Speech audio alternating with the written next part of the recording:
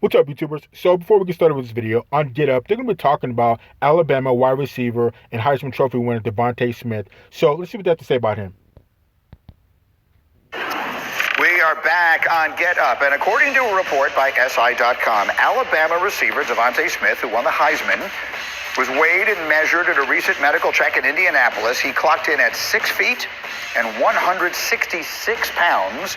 At Alabama, he was listed at 6'1" and 175. And so, as I bring everybody in, and Kimberly Martin is with us today as well. I'm sorry, Cindy, tell me that again.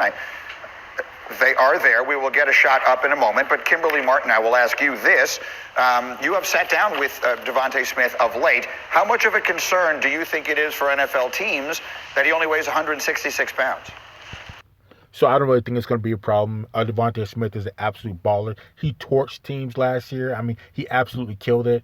I think he might need to make some adjustments. Obviously, when he gets to the NFL, he'll need to bulk up a little bit and put on some weight. But that's the type of things that rookies do when they make adjustments to making it to the next level. So, when they're going against, bigger, stronger competition. But I think he'll be just fine.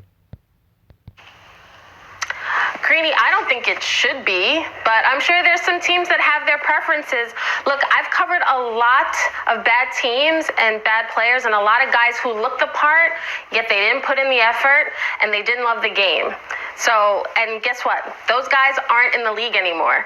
You can't say anything bad about DeVonta Smith besides the fact that he might not be 6'4", 220-something pounds. The kid's a baller. Yes, he's a baller and a playmaker, and like I said, he might need to put on. He'll definitely need to put on some weight and bulk up, but he can definitely take care of that in the summer and a good workout program. So I think he'll be okay. He's a speedster with hands, so I think he'll be okay at the next level.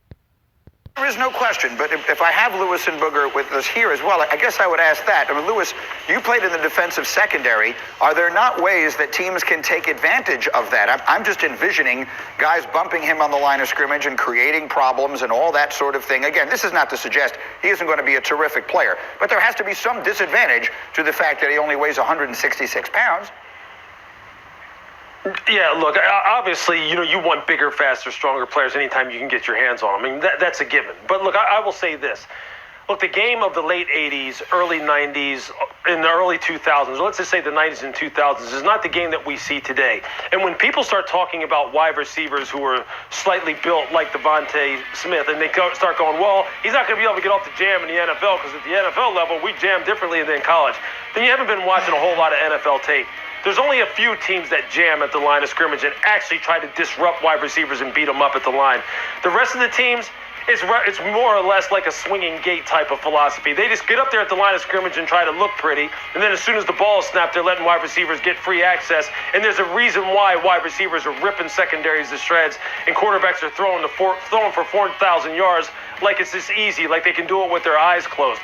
And then furthermore, the league is different between the numbers than it was 15, 20 years ago. Guys aren't taking big shots the same way that they were back then. Look, back in our day, there were, quite honestly, there were some headhunters. There were some people who right now would have been licking their chops at DeVonta Smith if he were playing in the league now. It's not like that anymore. Yeah, it's not like that because they changed the rules because you can't hit anybody anymore because you get called for spearing or things of that nature, which is a shame. But like I said, I think DeVonta Smith, he'll be okay. He needs to bulk up a little bit. But again, it's a shame that, those DBs can't take the type of shots that they used to be able to take.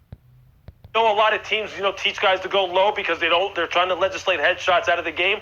Look, whether you're 220 pounds, you're 166 pounds, you take some of these shots on your knees, you're going to be done regardless. So as far as I'm concerned, there's no concern as far as his weight is concerned and as far as his build. He's a fantastic player. He's going to have a fantastic career. Here's the thing, though, Boog. I mean, I'm looking at a guy who just had one of the greatest and most productive seasons in college football history. 23 touchdowns, won the Heisman, broke every SEC receiving record that there is, most of them held by Jamar Chase from the year before. And yet, he's not going to go ahead of Chase. He may not go ahead of his teammate Jalen Waddle. And this, arguably, is the reason why, yes? Well, Greeny, it just depends on how some of these guys have Smith and Chase and Waddle rated. I think when you look at Chase, yeah, he's a little bit of a bigger player, but there's the question mark on him. He hasn't played in a year, but a year ago, he was the best receiver in college football.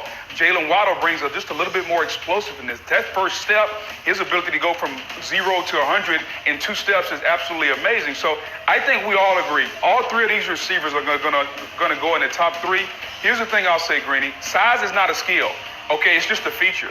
And if you go back and you watch this young man play in the SEC, better yet, just go back and watch him in practice against Patrick Surtain, a 6'2 cornerback. I haven't heard anything about DeVonta Smith not being able to get off the line in practice. So I think it's way overblown looking at him, 6 foot 166. As you get a little bit older, as we all can attest, you're going to gain a few more pounds. You'll get a little bit heavier. I think he will be fine when it comes to his weight, Greeny. Kimberly, again, you sat down with him. And at the end of the day, everybody wants to get drafted as high as possible. But at the end of the day, once he gets into camp, checks in, and just starts playing and does what he does, he'll be just fine. It won't really matter about how much he weighs. Obviously, he wants to bulk up, but once he gets in there and he plays, he adjusts to the speed of the game and how things work, he'll be just fine. He spoke about this when he won the Heisman, about being doubted because of his size for so long. What kinds of things did he say? Greeny, listen, the first thing he said to me was, turn on the tape. Tell these teams, turn on the tape. What do you see? You see a guy who clearly is not going to back down on any play. And I said, your weight is a big topic of conversation your whole life. And he's like, are we talking football? Are we talking bodybuilding? Do you want a bodybuilder? Okay, fine. But if you're looking for a football player, I'm that dude. And you love a guy that is his size, that seeks out contact, and is as confident and skilled as he is. Look, there are a lot of small receivers in this draft. One of them, Tutu Atwell, may weigh closer to 150 pounds.